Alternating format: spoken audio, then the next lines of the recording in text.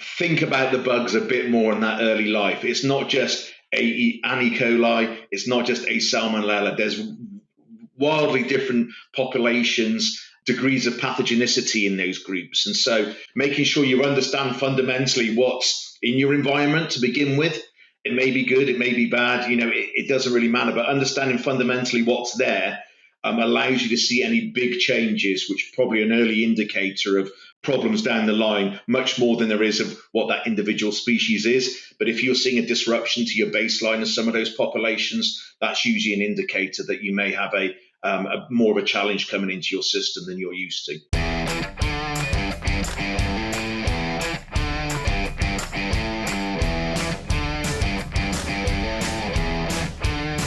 Welcome to another episode of the Poultry Nutrition Blackbelt Podcast. I'm your host today, Kelly Walmsley, and I'm joined by Dr. Alastair Thomas. Hi, Alastair. How are you doing today? Hey, Kelly. How are you doing? I appreciate you joining us today, and we've got some fun stuff to talk about, an area that's kind of near and dear to my heart. First, let's talk a little bit. So you are the Global Head of Poultry Nutrition and Health at Anitox, right? That is correct, yeah. And you've been in your role since the beginning of the year or so? Yeah, just 4 months. I'm pretty fresh. Okay. I mean, I've been working with that company and its technology for quite a while in the North American market. But yeah, took a great leap from my past role and thought, come to the Anitox guys, because they've really got some exciting stuff going on. So. Yeah, very good. And I mean, you're not new to the area. I mean, you have a PhD in microbiology, and you've also had a lot of leadership roles and involved in a lot of different research in this, in animal health for your entire career, right?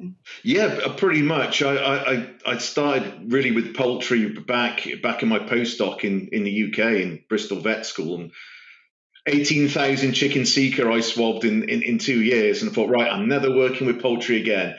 And then the next role, they had me working on poultry diagnostics. And every time I try and move away or move role, it always comes back to poultry. So sometimes you just got to put your hands up and accept fate. Said I'm destined to spend time with poultry. but certainly been working with customers and producers in the US for about the last 15 years, and live here in the US for 10 years. So yeah, love the industry, and yeah, it's been an enjoyable ride so far. Ready for more sustainable poultry production?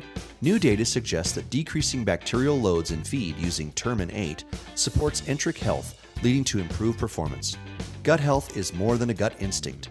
Learn more today at www.anitox.com.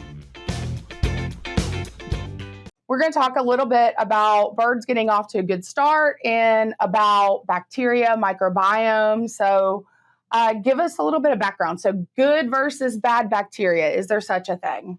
Again, it's a bit of a cop-out answer, Kelly, but it depends. And, you absolutely get some bacteria which always help the bird, and you get some bacteria which will always kill the bird. But there's this vast swathe in between of opportunistic, commensal bacteria in the bird, which, given the right opportunity or the right advantage, will very quickly move from being positive effect on the bird to being negative. And I always have E. coli in my mind of this. Is one of the great opportunistic pathogens, isn't it?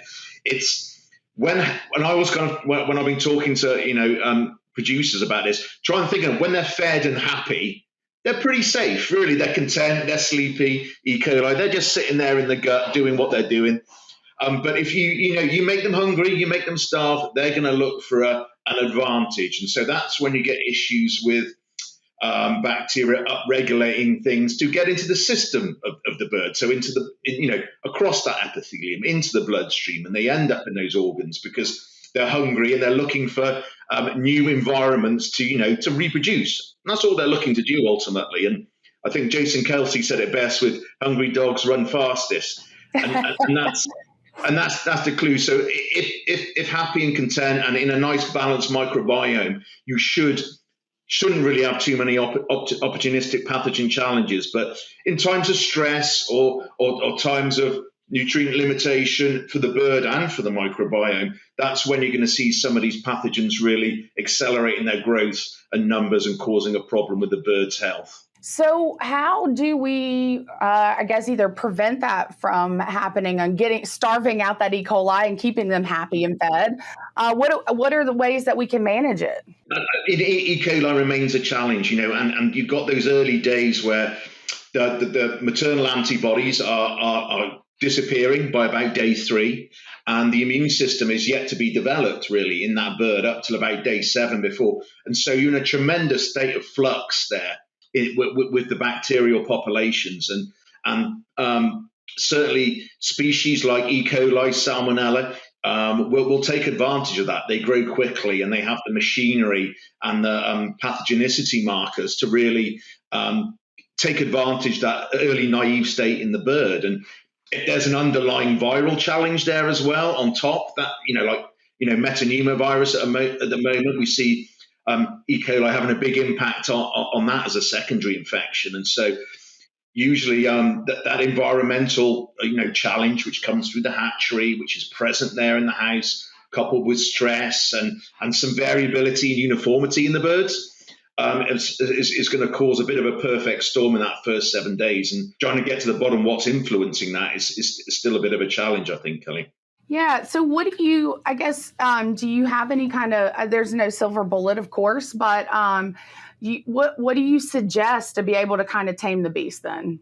I think management always goes back to management to begin with, and how you manage the health of your hens will directly impact the success of that early bird and get you on that growth curve that if your bird's on that growth curve in the first 7 days, you've got a much higher chance of hitting your market weight in the right time. Any disruptions to that is really going to cause a problem, I think. And so management of the hen, as well as getting that brood phase, really paying a lot of attention to that, to bird temperature, lighting, access to feed, because all of those disruptions in that will give it those opportunistic pathogens that the opportunity they need to start causing issues in that bird. And so I think by far management and good producers know this, and good producers certainly pay a lot of attention to that axis between the hen and those early days to make sure they get off to the best start. Sure. And I mean, there's always something that can happen, but really what you're talking about is just really paying attention to the basics and putting the importance on those basics, right?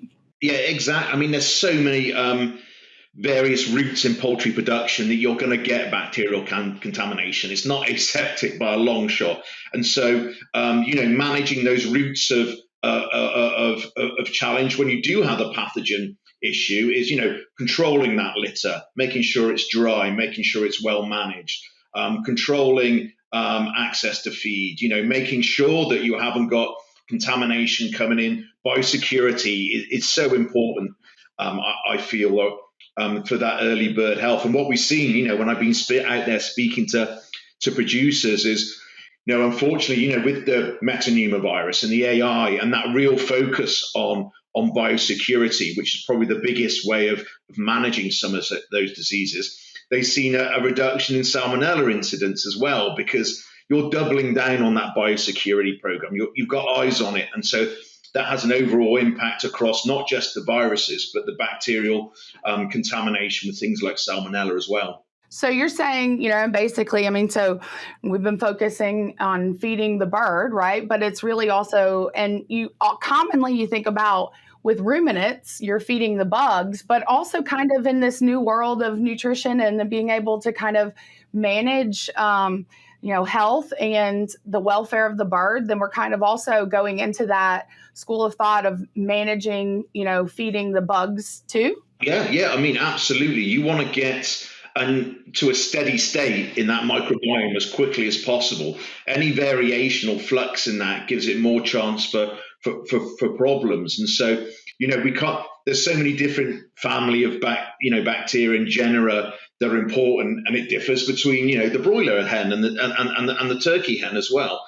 But making sure, regardless of what species are in that microbiome, trying to get it to a steady, balanced state where it's not impacted by those environmental challenges as quickly as possible is important. And I think targeted nutrition we're a bit far off there at the moment, but we know that certain things like high protein in the diet can cause issues and give an opportunity for Clostridium, for example, which has a very specific amino acid requirement. So if you start feeding them, overfeeding them, you might get a bloom of Clostridia and some issues there with necrotic or gangrenous dermatitis. But if you're starving them as well, they'll upregulate some of those pathogenicity, markers that we're talking about, some of those toxins that they release to actually lyse some of the cells in the epithelium and get that nutrition from somewhere else. So it's a very difficult balancing act. And I don't think we've probably scratched the surface, but at least we realize that there's some opportunity for improvement there anyway.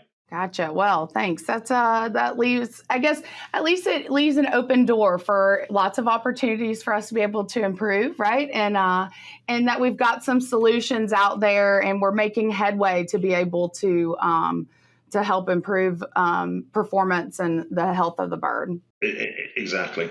So is there anything, I guess, that you think that kind of you want to leave our guests with today? As a microbiologist, I work a lot with nutritionists and veterinarians. Think about the bugs a bit more in that early life. It's not just a Anni coli. It's not just a Salmonella. There's wildly different populations and degrees of pathogenicity in those groups. And so making sure you understand fundamentally what's in your environment to begin with. It may be good, it may be bad, it doesn't really matter, but understanding fundamentally what's there allows you to see any big changes, which are probably an early indicator of problems down the line, much more than there is of what that individual species is. But if you're seeing a disruption to your baseline of some of those populations, that's usually an indicator that you may have a more of a challenge coming into your system than you're used to. Is there a way or some resource that you can point people to be able to kind of either assess the populations or just to be able to familiarize themselves with what is quote unquote normal? Yeah, I mean, that's a very good question. I think obviously your state diagnostic labs are a great resource of really understanding what your background is locally.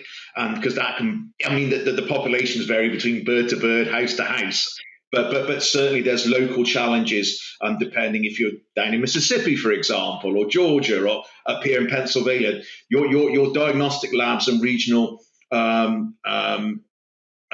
university laboratories will be a good place to start. But push your suppliers is what I always say. If you're a supplier and you're asking a grower or a producer to use the product to help control some of these problems, push them to help you understand what's fundamentally happening in your birds and in your populations. You need to know that baseline first before you can see if it's having an effect or not. So, I've been, selling products into this space for a long time, and you still got to understand fundamentally what the problem is, what the baseline is, and to show that intervention is working. Otherwise, you're really unsure if you're getting the value from some of these products which are meant to be helping your birds in the long run. All right. Well, thank you, Alastair Thomas. Thanks so much for your time today. And that's another episode of the Poultry Nutrition Blackbelt Podcast. It's been tremendous fun. Thanks, Kelly. Thanks. Bye. Bye.